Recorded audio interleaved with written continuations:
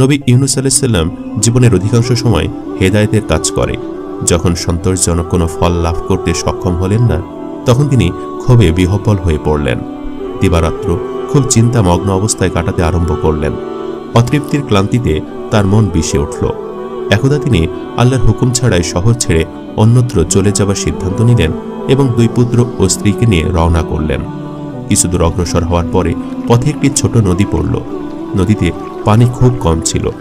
নবী এ অবস্থায় বড় ছেলেটিকে নদীর তীরে দাঁড় করিয়ে রেখে ছোট ছেলেকে কাঁধে নিলেন এবং স্ত্রীকে ধরে নদীর পানিতে নামলেন। এমন সময় স্রোতের একটা বড় ঝাপটা এসে কাঁধের ছেলেটিকে ছিটকে ফেলে দিল এবং স্ত্রীকে হাত থেকে ফসকে নিল। নবী হঠাৎ বিপদে খুবই বিচলিত হলেন এবং অনেকক্ষণ যাবৎ স্ত্রী ও পুত্রকে চতুর্দিকে খোঁজ করলেন, কিন্তু বহু খোঁজ করেও তাদের কোনো হদিস পেলেন না। অবশেষে নিরাশ হয়ে নদীর তীরে এসে দেখলেন নদীর তীরে দাঁড় করানো ছেলেটিকে বাঘে নিয়ে গেছে। তখন তিনি আল্লাহ তাআলার আদেশ অমান্যের পরিণাম সম্বন্ধে সচেতন হলেন। তিনি নিজের অন্যায় কাজের জন্য আল্লাহর দরবারে ক্ষমা প্রার্থনা করে পুনরায় নিনোয়া শহরে ফিরে এলেন। সেখানে পৌঁছে তিনি হেদায়েতের কাজে খুব জোর দিলেন, কিন্তু মানুষ তার কথায় তেমন অনুপ্রাণিত হল না। তারা বরং নবীকে আরো বিদ্রূপ করে ও তার স্ত্রী পুত্র হারানোর কথা বলে জব্দ করার চেষ্টা করল। নবী তাদেরকে আযাব আসার কথা বললেন। তারা উত্তরে বলল, আযাব আসবে পরকালে, সেখানে দোজখে নাকি আযাব দেওয়া হবে, এখানে কোনো আযাব আসবে না। ফালতু কথা বলে আমাদেরকে বিভ্রান্ত করো না, আমরা তোমার চেয়ে আল্লাহর খবর বেশি জানি। নবী সাধারণ মানুষের কথা ও ব্যবহারে খুবই যাতনা ভোগ করছিলেন, তাই তিনি আল্লাহর দরবারে কেঁদে কেঁদে তার সাহায্য কামনা করলেন। আল্লাহ তাআলার পক্ষ থেকে জানানো হলো, 1 সপ্তাহ পরে কওমের উপর আসমানি আযাব আসবে। নবী এ কথা শুনে কিছুটা নিশ্চিন্ত হলেন। তিনি কওমকে জানিয়ে দিলেন, আগামী সপ্তাহে তোমাদের উপর আযাব আসবে, অতএব তোমরা আল্লাহর নিকট তওবা করে সকলে ঈমান আনো, না হয় কারো রক্ষার উপায় নেই। নবীর কথা সকলে বিশ্বাস করল না।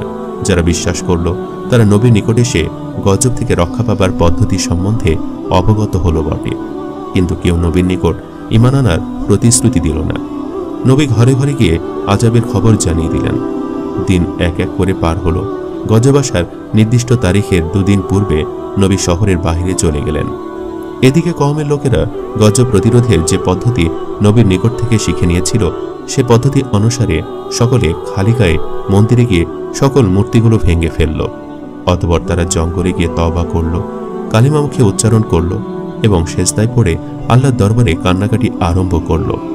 আল্লাহ তাআলার গজবের ফেরেশতা পাহাড় এনে কওমের মাথার উপরে আকাশে ঝুলিয়ে রাখলেন। চতুর্দিক ভীষণ অন্ধকারাচ্ছন্ন হয়ে গেল। আকাশে পাহাড়ে পাহাড়ে আঘাত লেগে এক ভীষণ শব্দের সৃষ্টি হল। এতে শহরের অধিবাসীরা অধিক আতঙ্কিত হল। তারা এই দৃশ্য দেখে চিৎকার দিয়ে আল্লাহর দরবারে কান্নাকাটি আরম্ভ করল। আযাবের ফেরেশতা আল্লাহর দরবারে ফিরে গিয়ে বললেন, হে আহকামুল হাকিমিন, নিনোয়া শহরে একজন বে-ঈমান নেই। সকলে আপনার উপর ও নবীর উপর ঈমান এনে গজব থেকে মুক্তির জন্য সেজদায় পড়ে কান্নাকাটি করছে। এখন এই অবস্থায় সেখানে পাহাড় চাপা দিলে সমস্ত ঈমানদার লোকেরা শেষ হয়ে যাবে। তারা যে আপনার দরবারে আরজ জানালো, তার কোনো ফল তারা ভোগ করতে সক্ষম হবে না। এসব পৃথিবীর ইতিহাসে চিরদিন ঈমানের উপর এক কলঙ্কজনিত কথিকা হয়ে থাকবে। এখন আমরা এ মুহূর্তে কি করব? আল্লাহ তাআলার পক্ষ থেকে হুকুম হলো, আপাতত আযাব বন্ধ করে দাও। ফেরেশতাগণ গজবের পাহাড় উঠিয়ে নিয়ে গেলেন। মানুষ যখন দেখল আকাশ থেকে পাহাড় সরে গিয়েছে, তখন তারা সেজদা থেকে মাথা উত্তোলন করল এবং আনন্দ করতে করতে নিজ নিজ বাড়িতে চলে গেল। নবী 2 দিন পরে শহরে এসে দেখলেন আল্লাহ তাআলার ঘোষণা সত্ত্বেও শহরে গজব আসেনি। তখন তিনি খুবই নিরুৎসাহ হলেন। তার বলার কিছু ছিল না। তাই তিনি কওমের নিকট গিয়ে তাদের ঈমানদারি বহাল রাখার জন্য অনুরোধ জানালেন। মানুষ তাকে উপহাস করল এবং বলল, তোমার ন্যায় নবীর কোনো প্রয়োজন আমাদের নাই। তুমি এ শহর থেকে আমাদেরকে বারবার বিরক্ত করছো। তোমার ঘোষিত আযাব গজব কিভাবে দূর করতে হয় তা আমরা জানি। এ ব্যাপারে তুমি আমাদেরকে কোনো শিক্ষা দিতে আসবে না। তোমার কি ক্ষমতা আছে তা আর আমাদের দেখতে বাকি নাই। তুমি 2-1 দিনের মধ্যে শহর ছেড়ে অন্যত্র চলে যাবে, না হয় তোমাকে শহর থেকে বের করে দেওয়া হবে। এখানে তোমার আর থাকার কোনো অধিকার নেই। নবীর প্রতি তারা খুবই দুর্ব্যবহার করল। নবী কওমের আচার আচরণে মনে ভীষণ কষ্ট পেলেন। তখন প্রতিজ্ঞা করলেন এ শহরে তিনি আর থাকবেন না। অতঃপর নবী মনের কষ্টে একদিন শহর ছেড়ে অন্যত্র চলে যাবার উদ্দেশ্যে রওনা হলেন। অনেক দূর পর্যন্ত হেঁটে গিয়ে দেখলেন এক নদী তীরে একটি জাহাজ বাঁধা। লোকজন সে জাহাজে আরোহণ করছে। নবী একজনকে জিজ্ঞেস করলেন, এ জাহাজ কোথায় যাবে? সে বলল, শহর থেকে অনেক দূরে যাবে। যদি আপনি আমাদের সাথে যেতে চান তবে জাহাজে উঠে পড়ুন। নবী লোকটির কথা শুনে জাহাজে উঠে পড়লেন। কিছু সময় পরে জাহাজ ছেড়ে দেওয়া হলো। নির্বিঘ্নে জাহাজ চলছিল। একাধারে 3 দিন চলার পরে হঠাৎ জাহাজ থেমে গেল। সম্মুখে অগ্রসর না হয়ে একই স্থানে ঘুরছিল।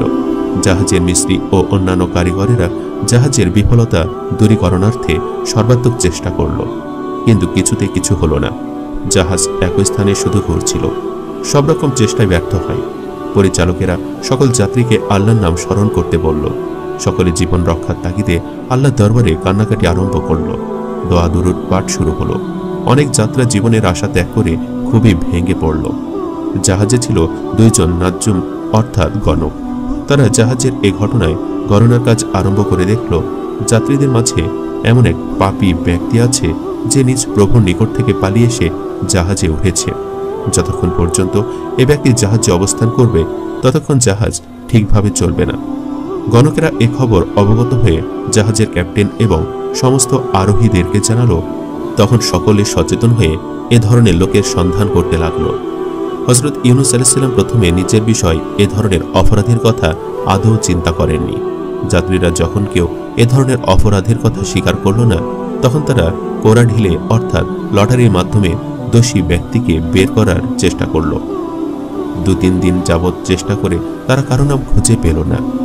তখন সকলে নিরুৎসাহ হয়ে পড়ল এবং আহার নিদ্রা ত্যাগ করে দিবারাত্র কেঁদে কাটাতে আরম্ভ করল। হযরত ইউনূস আলাইহিস সালাম রাত্রিবেলায় স্বপ্নে দেখলেন, কে যেন তাকে বলছে, হে নবী, জাহাজের আরোহীদের মধ্যে একমাত্র তুমি তোমার প্রভুর নিকট থেকে পালিয়ে অন্যত্র চলে যাচ্ছ। অতএব সকলের নিকট নিজের দোষ স্বীকার করো। হযরত ইউনূস আলাইহিস সালাম স্বপ্ন দেখে গভীর রাত্রে ঘুম থেকে জেগে উঠলেন। ভোরবেলা তিনি সকলের নিকট বললেন, আমি অপরাধী, তোমরা কোরা ঢেলে পুনরায় পরীক্ষা করো। তখন তারা কোরা ঢেলে দেখল বাস্তবিক হযরত ইউনূস আলাইহিস সালাম দোষী হিসেবে চিহ্নিত হচ্ছে। তারা কয়েকবার চেষ্টা করল, প্রতিবারই তার নাম আসলো। তখন সকল যাত্রী ও জাহাজ কর্তৃপক্ষ সিদ্ধান্ত করল, এ ব্যক্তিকে সমুদ্রে নিক্ষেপ ব্যতীত জাহাজ চলবে না। অতএব এই সিদ্ধান্ত কার্যকরী করার পূর্বে একবার অপরাধীর মতামত জিজ্ঞেস করে নেওয়া উচিত। তাই তারা নবীর নিকট তাদের সিদ্ধান্তের কথা বলল। নবী বললেন, আলহামদুলিল্লাহ, আমার জন্য এতগুলো লোকের জীবন বিপন্ন হবে সেটা সম্ভব নয়। অতএব আপনাদের সিদ্ধান্ত কার্যকর করুন। এ ব্যাপারে কেউ কোনো মন্তব্য করছেন না দেখে নবী বললেন, আমার ব্যাপারে যখন আপনারা কোনো সিদ্ধান্ত নিচ্ছেন না, তখন আমাকে সিদ্ধান্ত গ্রহণ ও তা কার্যকর করার ব্যবস্থা নিতে হবে। এই বলে তিনি 2 রাকাত নামাজ আদায় করলেন এবং নিজ পোশাকে খুশবু লাগিয়ে জাহাজের পাশে শুয়ে পড়লেন। তারপরে একটু গড়াগড়ি দিয়ে সমুদ্রে পতিত হলেন। জাহাজের যাত্রীরা সকলে এই দৃশ্য দেখল। সমুদ্রে পতিত হবার পরে আর কেউ কোনো খোঁজ খবর জানল না। তখন থেকে জাহাজ নির্বিঘ্নে চলতে আরম্ভ করল। হযরত ইউনূস আলাইহিস সালাম সমুদ্রে পতিত হবার সাথে সাথে এক বিশাল আকারের মাছ এসে তাকে গিলে ফেলল। নবী অক্ষত অবস্থায় মাছের পেটে এক অন্ধকারাচ্ছন্ন প্রকোষ্ঠ এসে পৌঁছালেন। অত্যন্ত গরম ছিল স্থানটি। শুধু কোনো রকম শ্বাস প্রশ্বাস নিতে সক্ষম হলেন তিনি। মহা বিপজ্জনক স্থান। নবী মাছের পেটে পৌঁছার পরে মাছ কিছুটা কষ্ট অনুভব করল। তাই সে তীব্র বেগে ছুটতে আরম্ভ করল, এক সমুদ্র থেকে অন্য সমুদ্রে, সেখান থেকে অন্য সমুদ্রে, এভাবে এক এক করে বহু সমুদ্র অতিক্রম করতে আরম্ভ করল। একসময় নবী শুনতে পেলেন নতুন ধরনের এক জিকির ও তাসবিহ। অসংখ্য কণ্ঠে উচ্চারিত হচ্ছিল সে তাসবিহ। তাসবিহ কথাগুলো ছিল, লা ইলাহা ইল্লা আনতা সুবহানাকা ইন্নী কুনতু মিনাজ জালিমিন। নবী তার পরিস্থিতির মাওয়াফেক তাসবিহ শুনতে পেয়ে তিনি তা মুখস্থ করে নিলেন এবং অবিরাম তা পাঠ করতে আরম্ভ করলেন। এভাবে প্রায় 20-25 দিন অতিবাহিত হবার পর একদিন নবী শুনতে পেলেন কে যেন তার নাম ধরে ডাক দিয়ে বলছে, হে হযরত ইউনূস আলাইহিস সালাম, এই মাছের পেট থেকে তুমি কোনোদিন রেহাই পেতে না, কিন্তু যে তাসবিহ তুমি পাঠ করছো তাতে আল্লাহ তাআলা তোমার মুক্তির দিন অতি সন্নিকট করে দিয়েছেন। এই আওয়াজ শুনে নবী অনেক কাঁদলেন। তারপরে পুনরায় স্বাভাবিক হলেন। এ সময় সমুদ্রের কয়েকটি মাছ দুরারোগ্য রোগে আক্রান্ত হয়ে পড়েছিল। মাছেরা দিবারাত্র আল্লাহর দরবারে কান্নাকাটি করে নিজেদের মুক্তির প্রার্থনা করত। আল্লাহ তাআলার পক্ষ থেকে সমস্ত মাছগুলোকে জানিয়ে দেওয়া হলো, হে মৎস্য জাতি, তোমরা যারা দুরারোগ্য ব্যাধিতে আক্রান্ত হয়েছ তারা শোনো, একজন নবীকে পেটে পুরে রেখে একটি বিশাল মাছ দ্রুত গতিতে তোমাদের নিকট দিয়ে সমুদ্র অতিক্রম করে চলে যাচ্ছে। তোমরা তার নিকট যাও, তার মাথায় এক তেজস্বী জ্যোতি দেখতে পাবে। তোমরা সে জ্যোতির উজ্জ্বলতা দর্শন করো এবং তার শরীরে স্পর্শ করা পানি তোমাদের শরীরে লাগাও, তাহলে তোমরা দুরারোগ্য রোগ থেকে নিষ্কৃতি লাভ করবে। এটাই তোমাদের বাঁচার একমাত্র পথ। মৎস্যকুলেরা এ খবর জানতে পেরে সারি বেঁধে ঝাঁকে ঝাঁকে হযরত ইউনূস আলাইহিস সালামকে ভক্ষণ করা মাছের চতুর্দিকে ভিড় জমালো। যে মাছেরা রোগমুক্ত ছিল সেগুলোর এসে স্বাস্থ্য সমৃদ্ধ হলো, ঝিনুকের সংস্পর্শে সে মুক্ত লাভ করল। সমুদ্রের অন্যান্য প্রাণীদের মধ্যে কোনো কোনো প্রাণী আংশিক মানব আকৃতি লাভ করে মৎস্যরানী নাম লাভে ধন্য হলো। এভাবে সমুদ্রের লক্ষ লক্ষ প্রাণী এক এক ধরনের বৈশিষ্ট্য লাভ করতে সক্ষম হলো। উক্ত মাছটি সমুদ্রে যে পথে অগ্রসর হয়েছিল সে পথে অসংখ্য মানিক, জহরত, পান্না ও চুন্নি নামক দামি পাথরের জন্ম হয়েছিল। পরবর্তী সময় মানুষ সমুদ্র থেকে এগুলো আহরণ করতে সক্ষম হয়েছিল। আজ পর্যন্ত পৃথিবীর মানুষেরা সমুদ্র থেকে উক্ত মূল্যবান পাথর উত্তোলন করে আসছে। মাছটি হযরত ইউনূস আলাইহিস সালামকে পেটে নিয়ে আর কোনো আহার করেনি, শুধু সমুদ্রের পর সমুদ্র পাড়ি দিয়ে পথ অতিক্রম করে চলছিল। এভাবে একাধারে 40 দিন অতিবাহিত হবার পরে একদা মাছটি এক বালুময় চরাভূমি নিকটে এসে হযরত ইউনূস আলাইহিস সালামকে উদ্গীরণ করে ফেলে দিল। হযরত ইউনূস আলাইহিস সালামের শরীর ছিল তখন ভীষণ স্পর্শকাতর, সেহেতু গরমে তার শরীরের চামড়া পাতলা হয়ে গিয়েছিল, বলতে গেলে চামড়ার উপরিভাগটা গলে গিয়েছিল, যাতে সর্বশরীরে কিছুটা ঘায়ের মতো সৃষ্টি রক্তমাখা হয়ে পড়েছিল। এ অবস্থায় সূর্যের কিরণ সহ্য করা তার পক্ষে আদৌ সম্ভব ছিল না বলে আল্লাহ তাআলা তার পাশে একটি লাউ গাছ উঠিয়ে দিলেন। গাছটি ক্ষণিকের মধ্যে বড় হলো এবং বড় বড় পাতা ছেড়ে হযরত ইউনূস আলাইহিস সালামের শরীর ঢেকে দিল। হযরত জিবরাইল আলাইহিস সালাম প্রথমে তার জন্য নরম খাবারের ব্যবস্থা করলেন, পরে তিনি গাছের লাউ খেলেন, সেখানে 40 দিন কাটালেন। যখন তার শরীরের স্বাভাবিক অবস্থা ফিরে এলো তখন আল্লাহ তাআলা নিকটস্থ লোকালয়ে গিয়ে দাওয়াত দিতে আদেশ দিলেন, কারণ যে বালুময় চরাভূমিতে হযরত ইউনূস আলাইহিস সালাম অবস্থান করছিলেন তার অদূরে ছিল জনবসতি। সেখানে জনগণ লোকমুখে নবীর দাওয়াতের কথা শুনে তার প্রতি আকৃষ্ট হয়েছিল, কিন্তু তাকে দেখার ভাগ্য তাদের হয়নি। তারা দীর্ঘদিন যাবৎ নবীর আগমনের প্রতীক্ষায় দিন গুনছিল। নবীর নিকট দিন কবুল করে মুসলমান হবার দুর্দমনীয় আকাঙ্ক্ষা তাদের ব্যাকুল করে তোলে। নবী ইউনূস আলাইহিস সালাম আল্লাহ তাআলার নির্দেশ অনুসারে বালুময় চরাভূমি ছেড়ে জনবসতির দিকে রওনা করলেন। একদিন এক রাত পথ চলার পরে তিনি এসে লোকালয়ে পৌঁছালেন। সেখানে লোকেরা নবীর পরিচয় পেয়ে তাকে যথেষ্ট সম্মান প্রদর্শন করলেন। নবীর খেদমতে মানুষ সর্বদা লেগেই থাকত। নবী তাদেরকে ঈমানের দাওয়াত দিলেন। তারা দলে দলে এসে নবীর নিকট কালিমা পাঠ করে মুসলমান হলো এবং শরীয়তের যাবতীয় নিয়মনীতি শিখতে আরম্ভ করে দিল। একরকম দিবারাত্র নবীকে তালিমের কাজে ব্যস্ত থাকতে হলো। এভাবে কয়েকদিন অতিবাহিত হবার পরে একদিন কোথা থেকে যেন নবীর স্ত্রী ও ছোট ছেলে এসে সেখানে উপস্থিত হলো। নবী তাদেরকে দেখে অবাক হলেন এবং আল্লাহর দরবারে অশেষ শুকরিয়া আদায় করলেন। অতঃপর স্ত্রীর নিকট তাদের বেঁচে থাকার ঘটনা জানতে চাইলেন। নবীর স্ত্রী বললেন, আমরা আপনার হাত থেকে ছুটে পানির মধ্যে হাবুডুবু খাচ্ছিলাম।